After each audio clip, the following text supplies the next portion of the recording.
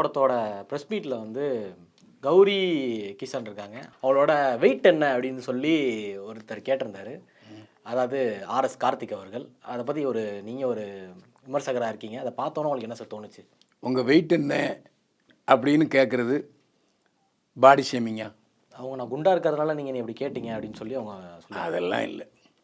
உங்கள் எடை என்ன அப்படின்னு சொல்கிற கேள்வி பாடி ஷேமிங்கா? என்னை பொறுத்தவரை எனக்கு அப்படி தரல சார். இல்லை இல்லை தானே.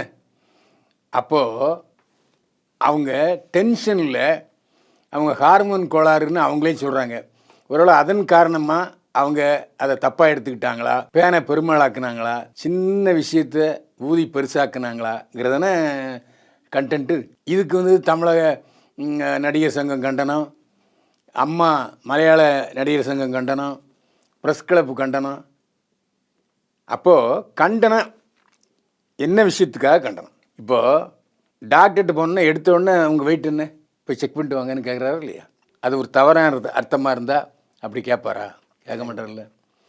அப்போது இது யாரையோ கார்னர் பண்ணுறதுக்காக, ஏதோ ஒரு காரணத்துக்காக விஷயத்தை உதாகரமாக ஆக்கிட்டாங்க. இப்படி பார்க்க வேண்டிய விஷயத்தை இப்படி பார்த்தா என்ன ஆகும்? பெருசாக அந்த மாதிரி ஆக்கிட்டாங்க.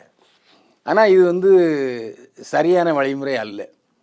ஒரு பத்திரிகையாளர் ஜோவியலாக கேட்ட விஷயம். அதாவது ஒரு நடிகர் வந்து ஒரு நடிகை தூக்குறாங்க, ஒரு வெயிட்டாக இருந்தாரா அப்படிங்கிறது வந்து ஒரு சாதாரணமான கேள்வி. அதை எப்படி தப்பாக அர்த்தம் கற்பிக்க முடியும்? அதனால் அது எனக்கு ஏற்புடையதாக தெரியவில்லை.